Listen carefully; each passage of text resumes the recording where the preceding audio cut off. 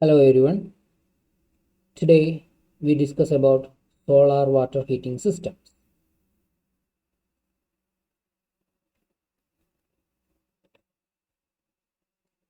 Life on earth actually depends on the sun. The energy from the sun reaches the earth as electromagnetic radiation that all of us know that. Out of total solar energy reached on our atmosphere, clouds, smoke and dust reflect some solar insolation back into space. So this is the representation of sun, earth and the orbit of earth. The earth is situated in a critical optimum temperature, optimum distance from the sun, so that life can sustain. If it is a little bit more distant or less distant, then we all know that there won't be life on earth. So the distance from the sun is very critical. We will get all the energy we need from the sun, and like that. So the topic we have to study is insolation. Insolation is the amount of the sun's electromagnetic energy that falls on any given object. That you have to study. Insolation is the amount of the sun's electromagnetic energy that falls on any given object.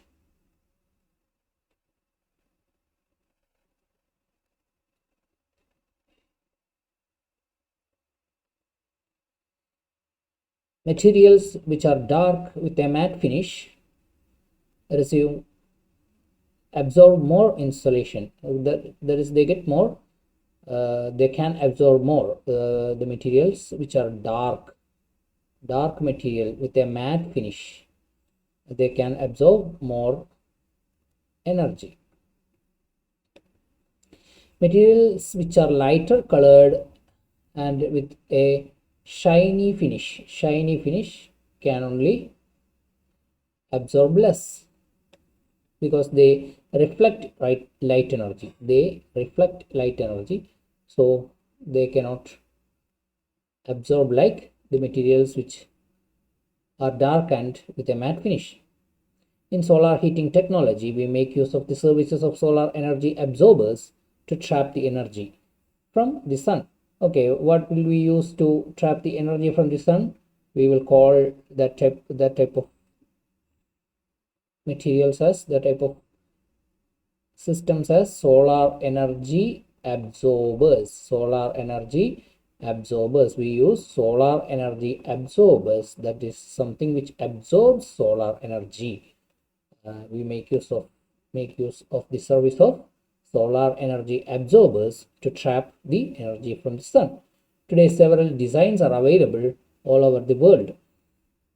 These include solar hot water systems for residential purposes, which will be small, and commercial purpose, which will be medium, and for industrial purposes, that is very large systems. With optimal use of solar powered hot water system, a saving of up to 70% of usual firewood consumption can be achieved. So we can less the firewood consumption, so that the firewood or plants can be used for some other things, and for our energy needs we can use solar energy systems, or things like that. The first commercial solar water heater was patented by Clarence Kemp of Baltimore in the US in 1891. This is his designed by the designed by the Clarence Kemp of Baltimore, this one. So this is a very primitive design, but this was the first one. And then another one, William J. Bailey designed another system. This system which we use present day. Okay, based on this system, we have made so many improvements, but the basics are same. We use this type of system in this modern age also. To the solar collector, see, this is the solar collector part.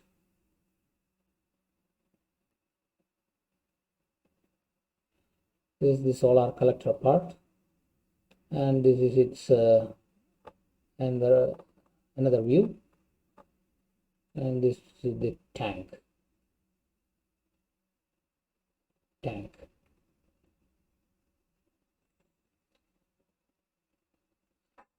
Okay, then this is the picture of a flat plate collector. Flat plate collector is a solar collector. Basic working principle of solar heating. In water heating system, the water is closely attached to absorbers so that the heat absorbed by the absorber is transferred to the water inside the pipe.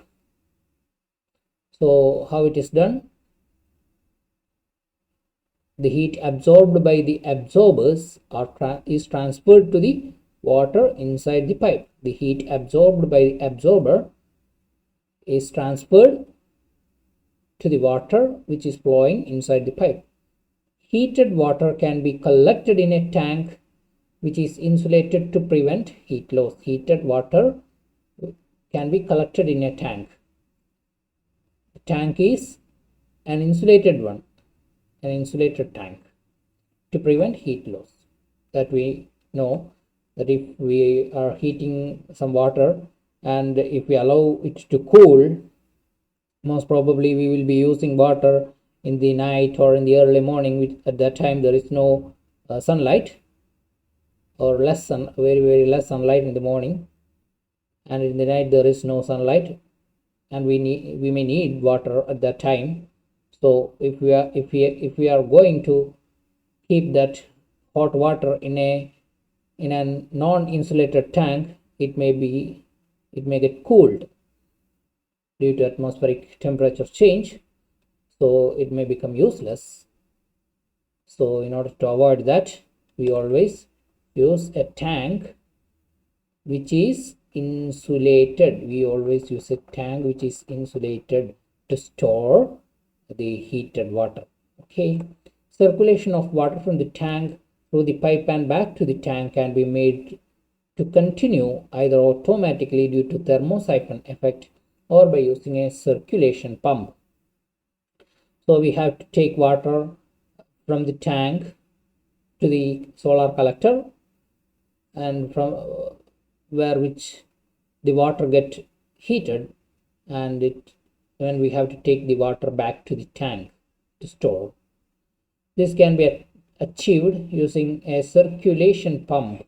A special pump can be used to circulate the water, or we can do it automatically by making use of the thermosiphon effect. Okay,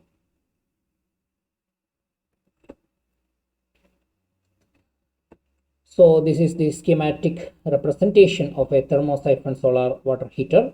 In the system there is a tank, and first is the solar collector, then comes the tank and water pipes to connect the tank and the collector. Okay, in the storage tank, in this beginning there is cold water, and the cold water is, the tank is in a height, and the cold water flows like this to the collector.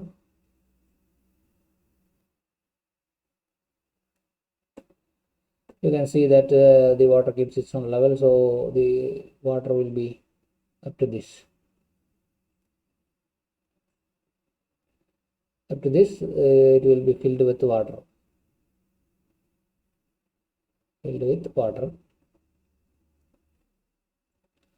Then, due to solar radiation, this water inside the collector gets heated.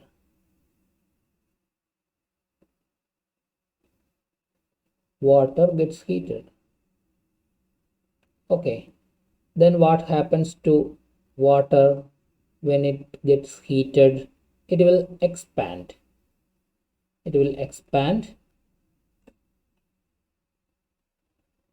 And move upwards. Water will move upwards when it expands. See, when it expands, the density become a little bit low density, and then cold water will rush to the place of hot water. Cold water will come and replaces the hot water when the water become hot. So when the cold water come through this way again, hot water will be at the top and cold water will be at the bottom. Fresh water supply is given to the bottom side of the tank, and hot water supply can be taken from the top side of the tank. This is the thermosiphon system of water heating. Okay, this is explained a little bit more. When solar radiation heats the collector, water inside will be get heated as well. The heated water starts rising through the pipe on top of the collector to the insulated storage tank. This is the solar collector, which we already discussed, and the cold water is coming down to the collector, and the hot water will move upwards to the tank. And due to the effect of the solar radiation, water gets heated. That is simple. And in this way, the circulation of water continues.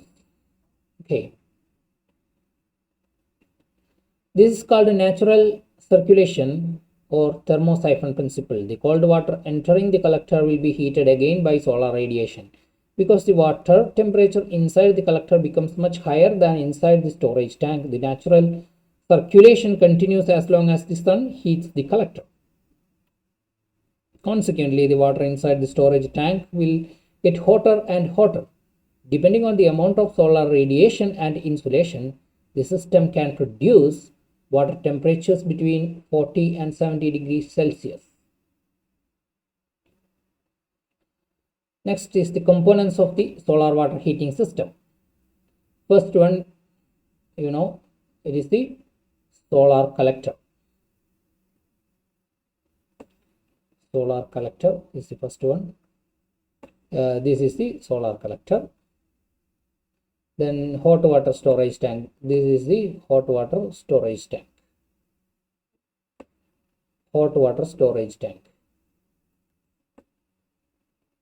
Okay. Then piping. There are different pipes attached to the system. Piping. Inlet water regulating mechanism. This is the inlet water regulating mechanism. That is the NRB, means the non-return valve. Non-return means this water cannot be returned to the tank or head tank. That is the NRB valve system. And systems like that are inlet water regulating mechanism. Provisions for vent. We keep some vent on the storage tank, insulated storage tank, so that we can control the pressure which is building inside the storage tank. This is the system. The cold water is supplied from this tank to the insulated storage tank, and here is the solar collector, and this is the regulating mechanism.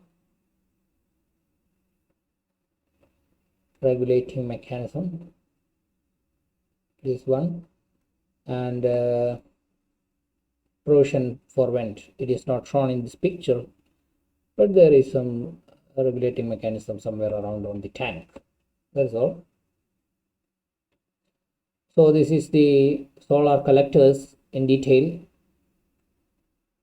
Solar collectors are the main part of any solar water heating system. Its function is to capture the sun's electromagnetic energy and convert it into heat energy. So we supply fluid through this, and it will make its way through these pipes, and finally the hot fluid comes out through the top, and the cold fluid goes in through this way, and this is exposed to solar radiation. This is the lower side, and this is the upper side of the pipe, and we use a tank, and it will be kept here or somewhere. Okay, different types of solar collectors are in use. Commonly used are flat plate collectors and evacuated tube collectors. This is the flat plate collector. In the flat plate collector, there are some things that we will discuss in this session. See, these are the flat plate collectors. This is the typical example of flat plate collector. This is the evacuated tube collector. From the picture itself, you can guess that it is composed of different tubes. So next important component is the storage tank.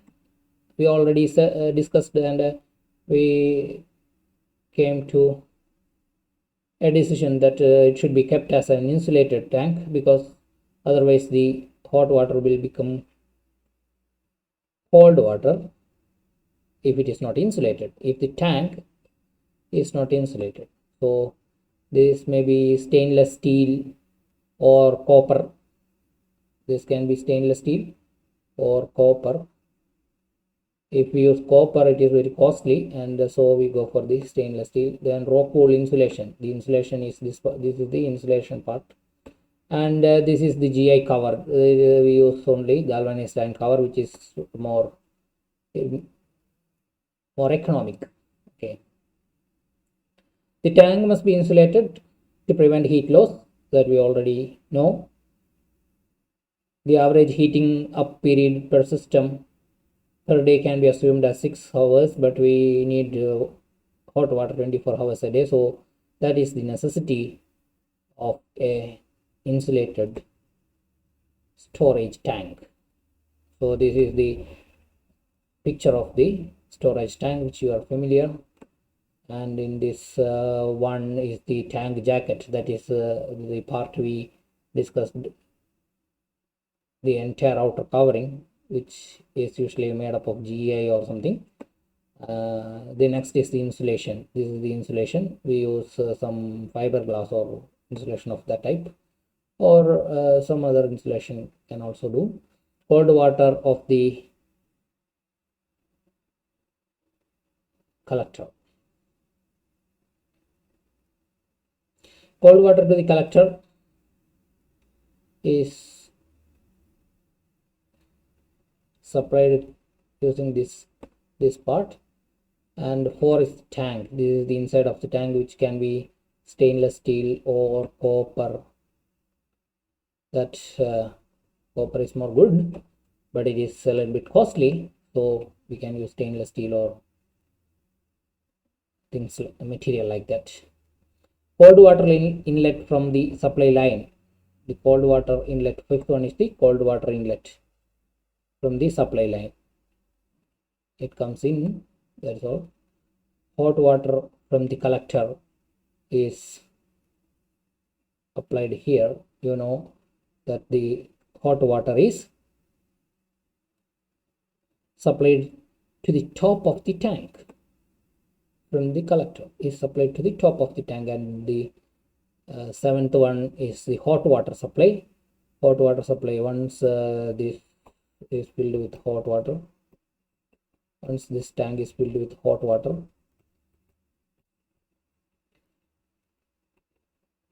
we can take the hot water for our use through these pipe, these pipe. Then vent pipe. This is the vent pipe, venting system or vent pipe used to what regulate the pressure inside the vent, helps to control pressure inside the tank. So classification of solar water heating system based on whether a pump is used to circulate water through the collector and the tank. Now we are going to the classification of solar water heating system. Based on we can classify in 2 or 3 ways, and one way is based on whether a pump is used to circulate water through the collector and the tank or not. So it is classified as active system and passive system. In active system a pump is used, and in passive system no pump is used. And first we consider the active system. In active system a pump is used. This is the circulating pump, water pump.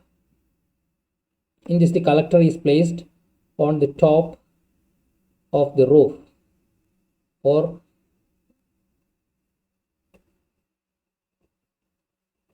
at higher places than tank.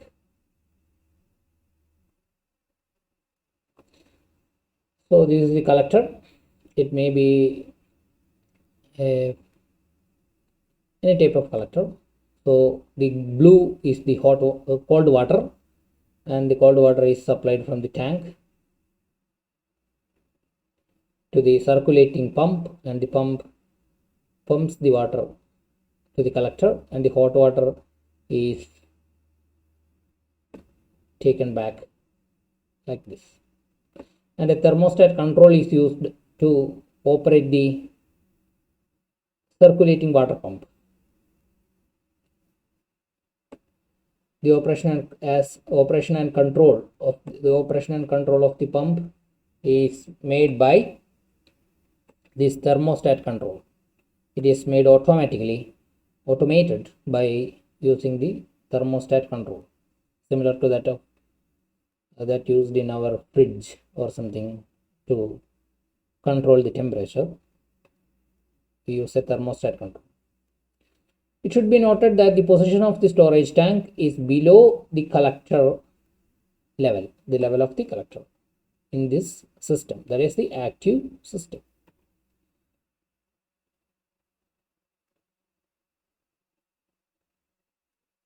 So in active system, separate water pump has been provided to circulate the water through the system. The operation and control of pump is automated. It should be noted that the position of the storage tank is below the level of the collector. So this is a little bit different type of active system. See, the pump is here, and there is a double walled heat exchanger. In this a heat exchanger is used.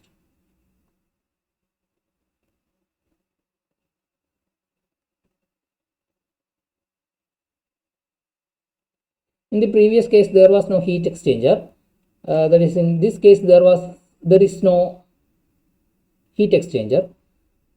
The water is heated directly in this case, but in this case there is a heat exchanger is used.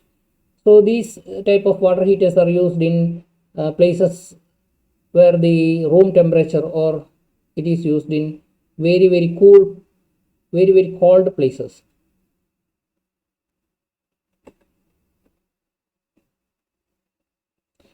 Because if we are in this case, you see, in this case the water is circulated from the tank to the collector using the pump. What happens if the water freezes, and if the ice is in this, it cannot move?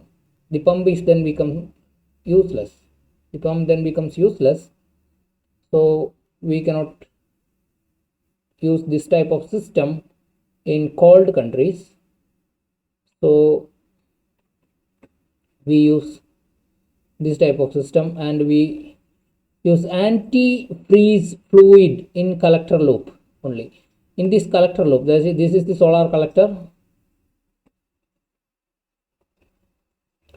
In this collector loop, we use anti-freeze fluid. This fluid will not freeze even in very low temperatures. What do you mean by anti-freeze fluid? Anti-freeze fluid will not get freezed in very low temperatures. Okay, so the antifreeze fluid becomes hot due to the solar radiation from the collector, and then it circulates through the tank. It circulates the antifreeze fluid circulates through this pipe. Okay, and the heat from the solar collector is carried to the double walled heat exchanger. See, heat exchanger, and this heat is transferred to the water. Water is kept in the cold water. Water is kept in the storage tank. So the antifreeze fluid or the working fluid circulates through this inner pipe, and the heat from the collector is supplied to the water inside the tank, and then by that way the water gets heated and cold water is supplied to this through this pipe, and hot water is taken through this pipe.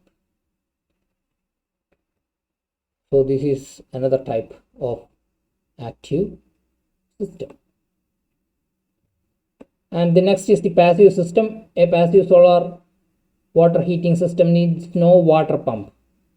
I repeat, a passive solar water heating system needs no water pump to circulate water through the solar collector. It flows quite naturally as heating progresses. In these systems, hot water storage tank must be installed above the solar collector. In this system, the tank must be installed above the solar collector. So this is the collector panel, and the heat from the solar radiation is incident on this panel, and the water gets boiled, or not boiled, actually water gets hot, and the cold water is supplied below the collector panel, and hot water is taken from above. And this, we all know that the working principle is thermosiphon principle. Cold water is coming to the tank, and the hot water is taken from the tank. Actually, the cold water comes and the tank, and this pipe opens in the boat. Okay, that's all.